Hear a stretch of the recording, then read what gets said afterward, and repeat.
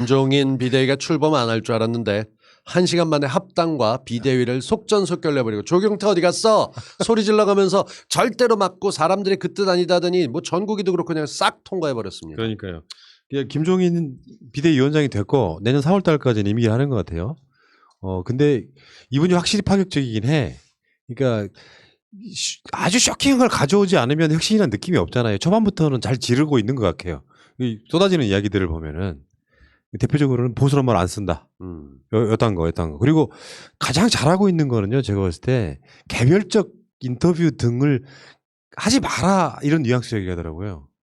거기서 막말이 나가니까 나라면 내가 김종인이라면요 SNS 하지 말라 그럴 것 같습니다. 함구령. 그러니까 SNS가 너무 과도한 시대가 됐어요. 그 호칭을 그렇게 붙여주는 바람에 김종인 관련된 기사 내가 싹 다 찾아보게 됐거든요. 요즘. 새날의 김종인. 그러니까요. 근데 김종인이 오늘 그 엑스파일에 등장을 했었죠. 미래 한국당에 통합하지 말라고 얘기를 했었어요. 그러니까 결국 원유철한테 야 그쪽에 보니까 영남이 몇 명보다 호남이 더 많아. 그러니까 거기서 갖고 있는 정치적 자산에서 급하게 통합하지 말고라고 얘기하면서 사실은 자기가 들어가기 전까지 별도의 교섭단체를 만들려 했을 정도로 능구렁입니다. 그러니까 그냥 뭐 그거는 원유철의 주장이고요. 또 언제부터 그렇게 원유철의 주장을 갖다가 신뢰하셨어? 원유철은 일방적인 얘기잖아.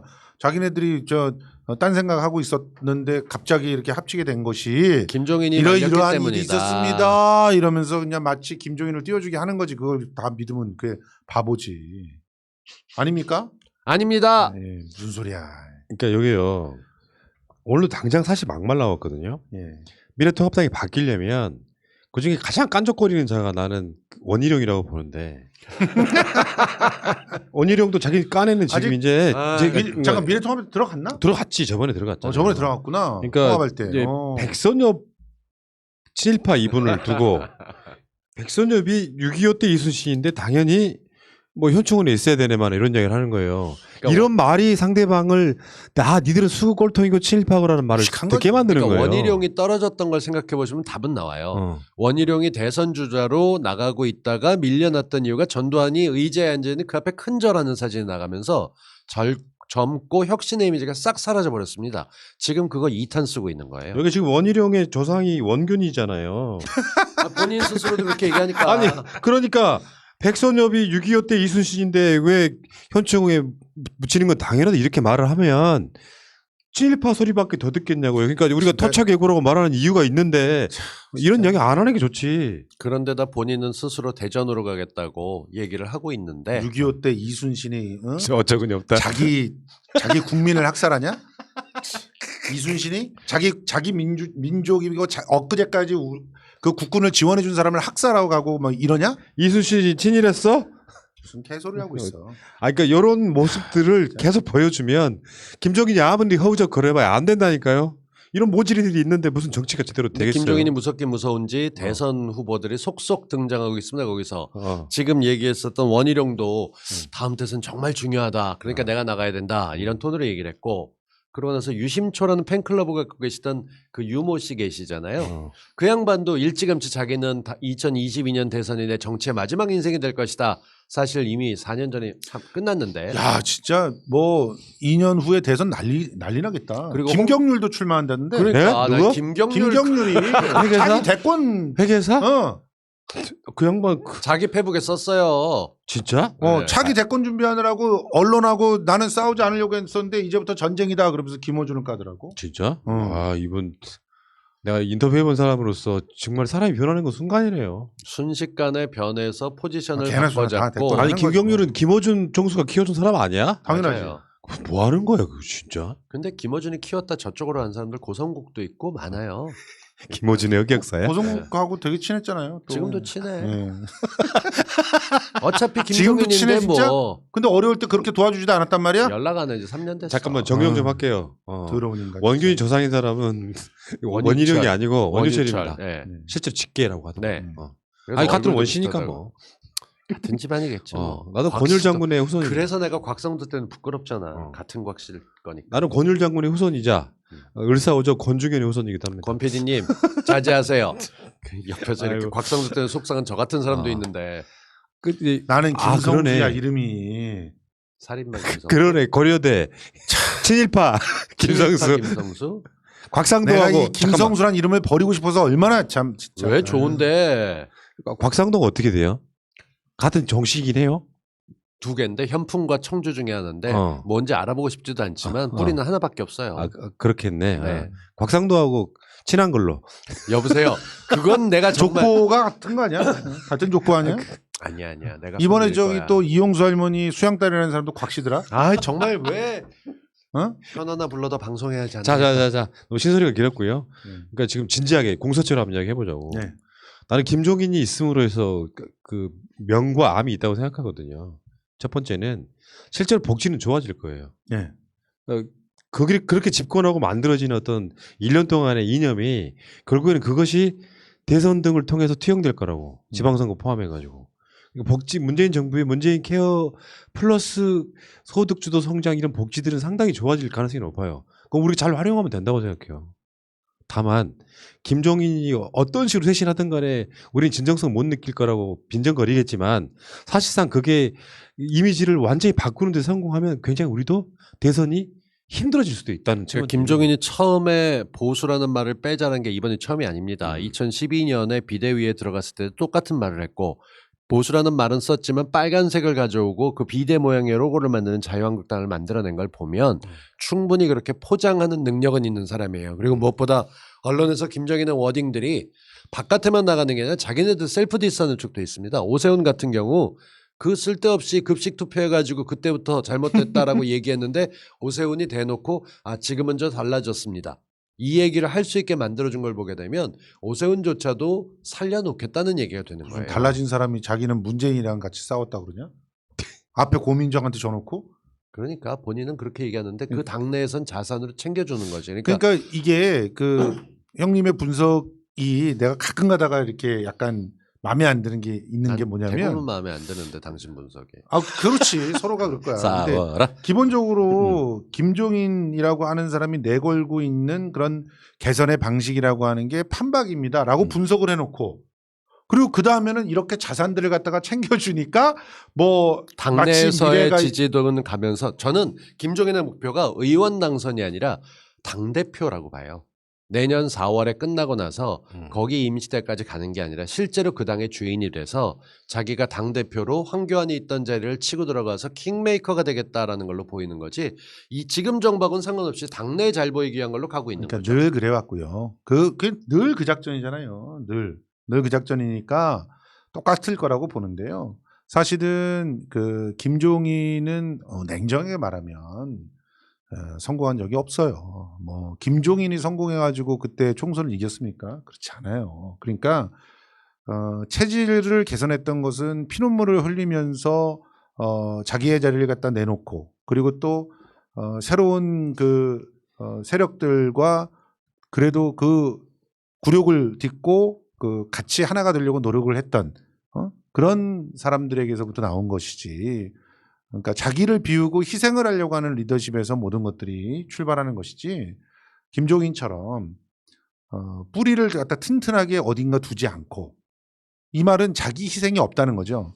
자기가 희생을 하지 않고 자기가 그 정말 제대로 된 명운을 걸지 않으면서 과실만 취하려고 하는 그런 작자의 교묘한 그런 그 술수에 흉내내기 술수에 그렇게 의미를 둘 필요는 없다고 생각합니다. 특히나 지금 보수란 이 말을 빼자. 그럼 뭐라고 부를 거예요? 그건 더 혼란이 될 겁니다. 보수라고 하는 말을 빼고 다른 말을 쓰는 순간 오히려 자신들에게 이렇게 붙어 있었던 콘크리트 지지층들이 혼란스럽고 와해되는 그런 모습들을 보일 거고요. 근데 저쪽은 뇌가 없어서 위에서 바꾸자면 금방 바꾸더라고. 그리고 또 자기 밑에서 이제 당장 뭐 무슨 공천을 받는다거나 대권을 뛴다든가 뭐 혹은 여러 가지 보궐선거를 나간다든가 이런 사람은 줄 설 수 있을지 모르겠지만 그렇지만 실제로 자기 기득권을 갖다 건드리는 짓들을 할 생각이 아무도 없는 사람들이거든요. 그걸 쳐야 되는데 그 기득권들을 갖다가 칠 수 있으려면 힘이 있어야 되잖아요. 그러니까 그쪽 기득권 친 거는 홍준표 같은 사람을 치는 거죠. 홍준표는 다 죽은 사람인데. 그러니까. 근데도 쳤다라고 얘기하고 저쪽에 줄 서 있는 사람들이 있고. 그러니까 이런 식의 어떤 코스프레는 근본적으로 그 당의 어떤 체질을 개선하지 못하기 때문에 근데 결국은 아마 심각한 어떤 분열만 낳고 말 것이다. 이렇게 그 보고 저는 좀 다르게 보는 게 얘들은 생존 본능이 너무너무 강한 집단이에요. 그러니까 앞에서 누가 대신 방패 막아야 할 사람이면은 나경원을 갖다 세웠다가 나경원이 떨어졌다고 해서 아무도 아쉬워하는 사람들이 없고 생존 본능이 엄청나게 높고 그러기 위해선 누군가 리더가 필요한데 그거 결정하는 게 4.15 총선 끝나고 42일 만에 뽑은 겁니다. 굉장히 오래 걸린 거예요.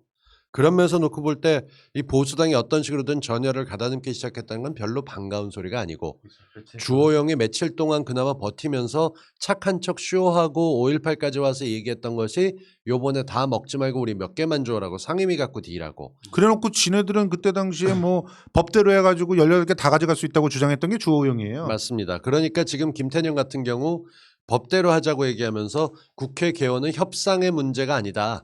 13대 이후로 제때 열린 적이 한 번도 없는데 이번엔 무조건 연다.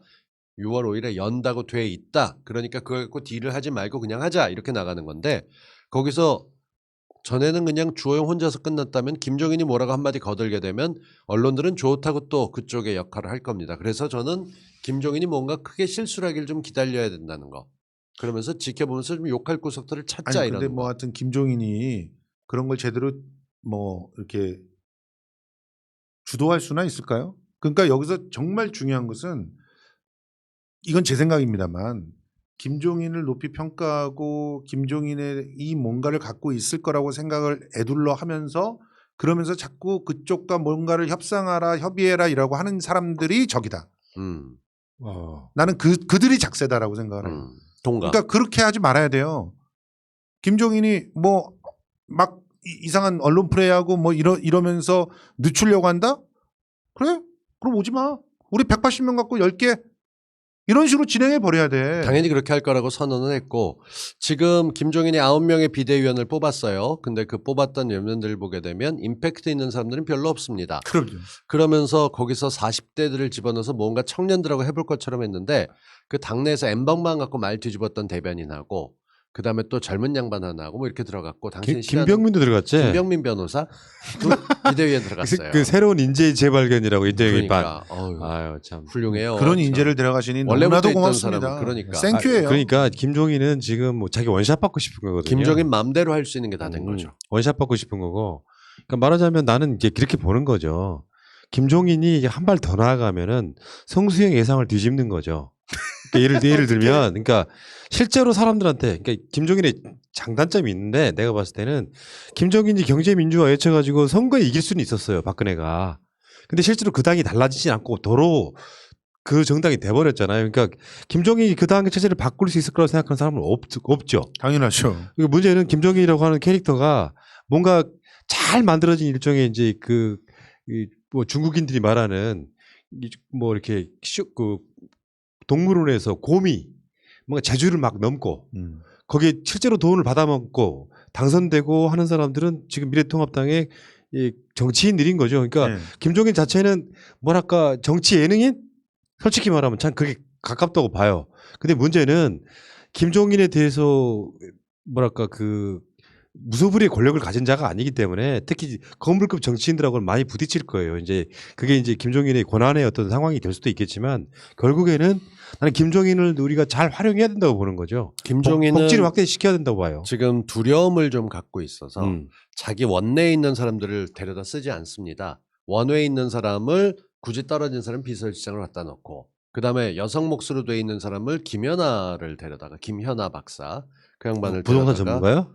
예. 부동산 투기 전문가? 예, 그러니까 그분? 그 원외로 있는 사람들을 챙기면서 무언가 떨어진 사람들로 구성하고 누구나 다 이번에 안타까워하면서도 고소하는 게 이준석이 빠진 거 아닙니까? 3, 40대 얘기할 때 당연히 이준석은 들어갈 거라고 생각했었는데 떨어진 사람임에도 불구하고 이준석이 안 꼈어요.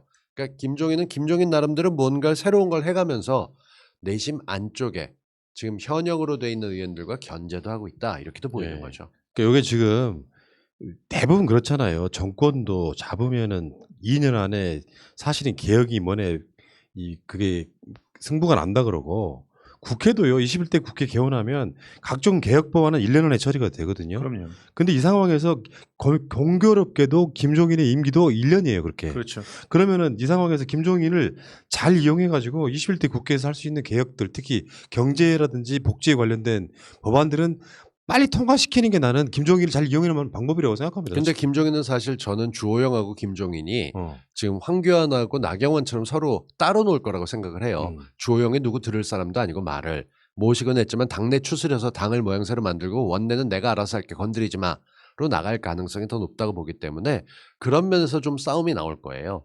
저는 그런 걸 기다리고 있고 개원되고 나면 바로 부딪힐 겁니다. 뭔가. 그러니까 진짜 혁신이라고 하는 건 정권을 잡을 수만 있다면 문재인 정부보다 더 센 복지, 문재인 정부보다 더 센, 더 좋은 남북관계 요거 외쳐야 진짜 혁신인 지금부터 거예요. 기본소득 얘기해야 되는 거예요. 그 이야기 나오고 있긴 하잖아. 김종인 발. 기본소득에 대한 어떤 논의를 갖다가 전면적으로 주도해가지고 진행을 하면 그러면은 달라질 수가 있겠죠. 근데 그 기본소득을 갖다 그렇게 얘기할 수 있겠어요?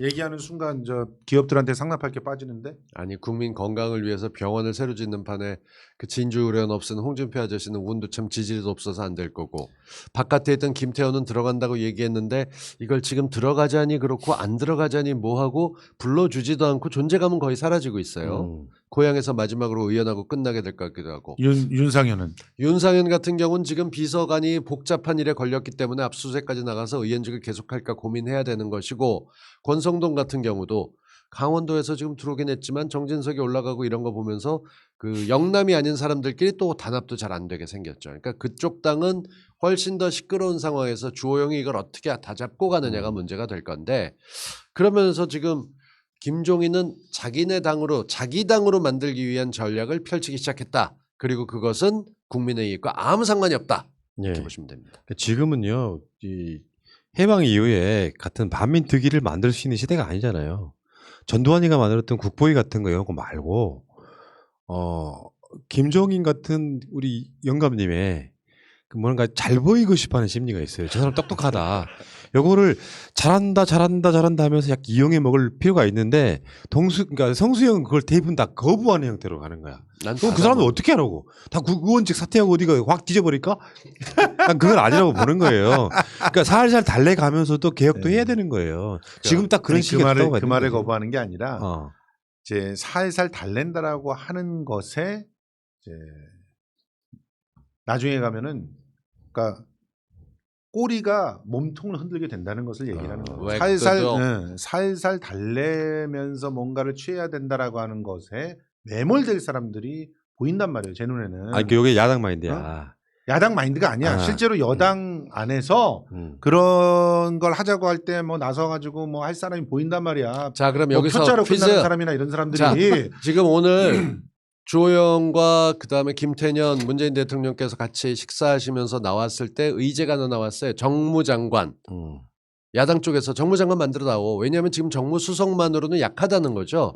그 정무장관이니까 좀 다르게 얘기하면은 김종인하고도 관련이 깊고 요번에 장경태 붙어서 나갔다가 낙선이 됐고 김종인을 정말 위대하다 했던 양반이 장관 물망에 벌써 이름이 올라갈 수도 있겠다 싶은 생각이 드는데 그렇게 돼가는 가능성에 대해서 민병두라는 이름은 빼고 어떻게 생각하세요? 근데 저는 정무장관은 만들어지기 어려울 거라고 봅니다.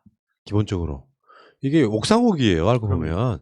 정무수석을 놓고 정무수석 당신이 못하고 있으니까 정무장관 그것은 이제 주호영의 자기 건이니까 됐거든 할 수가 없잖아요. 그러니까 검토 지시 정도지 전 정무장관 만들기 힘들 거라고 봅니다. 의미가 없다. 그러니까 니들이 하기 나름이다. 뭐 이런 여지는 분명히 있다고 생각해요. 아니 180석을 두고 정무장관을 떠드는 그런 바보가 어디 있어요. 아니 장관 하나 만들어서 올려놓지 뭐 이번 기회에. 그래서 그게 그 국민들을 위해서 무슨 도움이 되는데요? 언제 국민들 저쪽에서는 그거 해준다면 지들끼리 그 법 통과 안 시킬 거야 걔들은.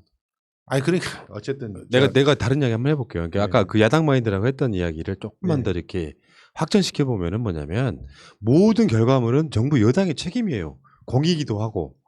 근데 두 가지밖에 없는 거 아니야. 정확히 말하면 하나는 국정에 잘 협조해서 국민 위주로 정치하든가, 하나는 정부 여당의 독재를 견제하든가. 말이 견제지 발목 잡기 아니에요. 그러면은 지금 현재 21대 국회에서 초장부터 발목 잡기를 시전하기는 좀 어려워요. 또 발목 잡기 하네. 또 니들 그런 소리 그게 이제 트라우마가 됐단 말이에요, 사람들은. 그러니까 어찌 됐건 뭔가 좀 바뀌었다는 모습을 보이기 위해서 협조할 건 협조하겠다라고 주호영이 취임 일성부터 이야기를 했던 거하고 똑같아. 그럼요. 김종인이 갖고 있는 스탠스는 아마 그런 식일 거예요. 민주당보다 더 진보적 느낌을 갖는 정당으로 만들고 싶어 할 거란 말이야.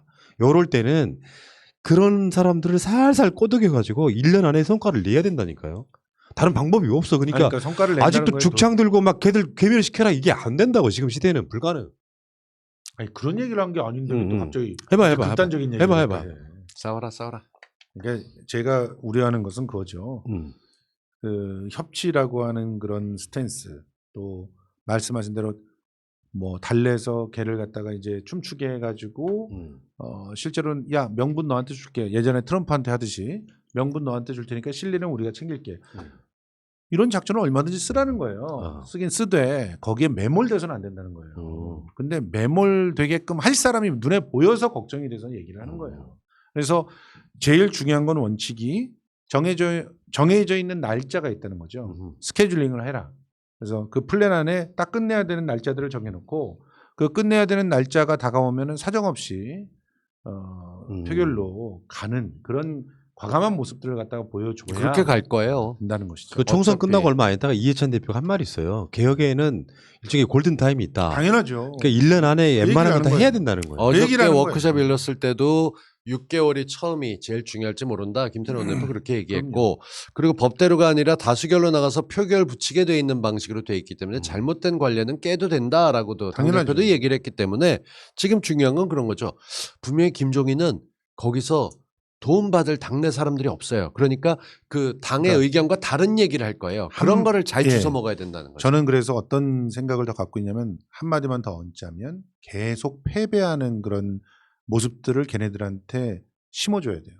그래서 계속 지다 보면은 완전히 무기력해지거든요. 더군다나 김종인 같은 인간이 나와서 뭔가를 바꾸려고 하면서 딜을 걸어올 때 그런 딜들에 대해서 사정없이 내칠 수도 있는 그런 모습들을 보여줘서 김종인 아무것도 아니네? 그러면 자중질환에 빠지는데. 그러니까 임기를 못 채울 수도 있어요. 그러니까 그런 어떻게 보면 더 중요한 것은 자중질환에 빠지게 해서 쪼개지고 분열되게 해서 사분오열 나게 만드는 게 제일 좋아요. 그렇게 되면은 견제할 수 있는 그런 힘 자체가 사라지니까 결과적으로는 각계 전투로 오히려 끌어올 수가 있는 상황이 된다는 거죠. 그런데 예전에 이인영 그 원내대표가 하던 방식, 난 그거는 그때 당시에는 잘했다고 생각을 하거든요.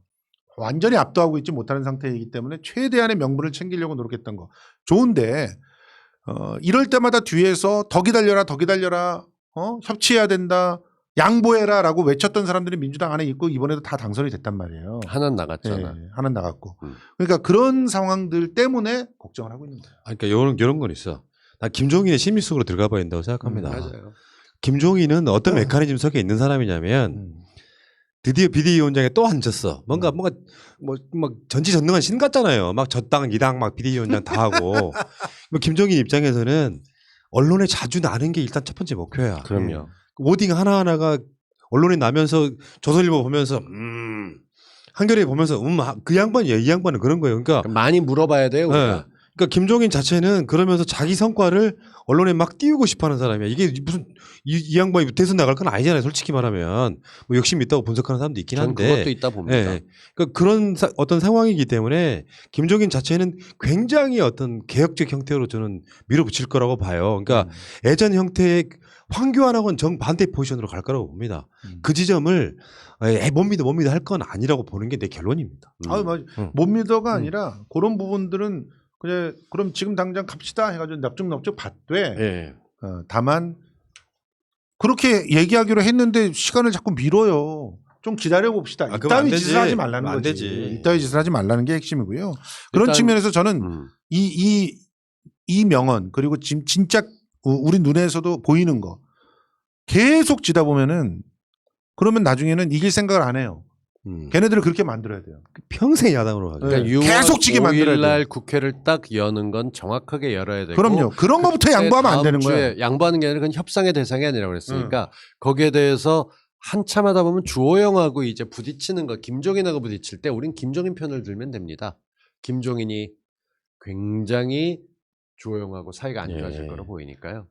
아무튼 정말 이렇게 우리 그 있잖아요. 코끼리를 탁 발목을 갖다가 족쇄로 채워놔. 그래놓고 한 달 뒤에 족쇄 풀어도 코끼리는 도망가지 못해요. 음. 이제 그런 형태의 좌절을 뼛속 깊은 어떤 열패감 이런 것들을 집어넣어줄 필요가 있다. 그것을 한 6개월 안에 해놓고 나면 그 다음부터는 저절로 그러니까, 일이 예. 끝날 거라고 생각합니다. 그 내가 좀 약간 다른 분석 하나만 하고 방송 끝낼게요. 예. 김대중 노무현 정부 때 도저히 저 사람들이 정권을 잡았다는 걸 받아들이지 못한 사람들입니다. 그렇다 보니까 이게 어떤 대안을 내놓고 싸우는 게 아니라 그게 조작이든 뭐든 끌어내리는데 열성적으로 했던 사람들이라서 하다 보니 지도자를 키우지 못한 상태로 그저 갑툭튀한 이명박과 박근혜가 대선 맞아요. 나가고 당선된 이후에는 예. 어떤 사람도 대선 주자라 부를 만한 사람이 사실 없었던 거예요. 그렇죠. 그런 상황으로 보면 그러니까 20년 전부터 시작되어 온 대선 주자 키우기가 끽 한다는 게 홍준표, 황교안 이 정도밖에 안 나오는 상황이란 말이에요. 그러니까 사실 김종인이 해야 됐거든요. 유력 정치인 대선 주자 만들기 이를 통해 가지고 최소 10년 이후에는 정권을 찾아오겠다라는 프로젝트가 있어야 되는 거지. 지금 이 상황에서 그 당이 아무리 쇄신을 한다고 한들 대선 주자가 없는데 누가 대선을 나갈 겁니까? 40대 경제전문가 윤석열 데리고 올 거라니까 뽑겠대요. 김종인은. 누구? 이거 김종인은 윤석열 데리고 올 것 같아. 아, 검찰의 영역과 정치의 영역은 다른 것이죠. 그렇죠. 에휴. 윤석열이 대선 당선이 되면은 국가가 좋아질 거라고 생각하는 국민은 한 명도 없을 겁니다. 있어요. 그러니까 태극기 들고 다니는 계신 분. 그러니까 계백정으로서는 괜찮을지 모르겠는데 복지를 알겠어요. 남북 통일에 대한 뭐 어떤 개념이 있겠어요. 윤석열 케어를 할 거예요? 아무것도 아니다. 걱정 안 하셔도 되고요. 이미 이분은 장모님과 부인 때문에 발목 잡혀 있는 상태에 무슨 대선 주자라. 발목은 허리춤까지 지금 잡혀갖고 꼼짝도 못하게 생겼고. 공수처 수사 대상 1호인데. 1호가 너무 많아. 그러니까 공수처 법을 관련 좀 공수처도 제대로 굴러가려면은 그 반개 법들을 갖다 빨리 만들어야 되잖아요. 오늘 대통령이 빨리 대놓고 만들어버립시다. 공수처 그다음에 3차 추경 잘해달라 얘기했어요. 예. 공수처에 대해서는 말을 안 받았고 추경은 이해할 수 있게 되면 바로 하겠다라고 네. 얘기를 했어요. 편 들어주겠다고 말한 것에 대해서 주호영이 지금 굉장히 고생하게끔 우리가 밀어붙여야 돼요. 그럼요. 알겠습니다. 자, 이제 탄력 받았고요. 다음 주 성동일 할 때는 이미 국회가 국회가- 개원해 있기를 바라겠습니다. 개원해야지. 좋다. 그리고 아까 말씀드린 그 조선인들이 막 열심히 뛰어가지고 정말 민주당은 정말 화수분 같은 정당이다 이런 이야기를 좀 듣고 싶습니다. 그리고 윤미향 당선자도 국회 등원하는 걸 보고 싶습니다. 근데 내일 내일 입장 발표하라고 지랄들 하니까. 내일 발표한다 그러잖아요. 네 자, 한다니까 봐야죠. 알겠습니다.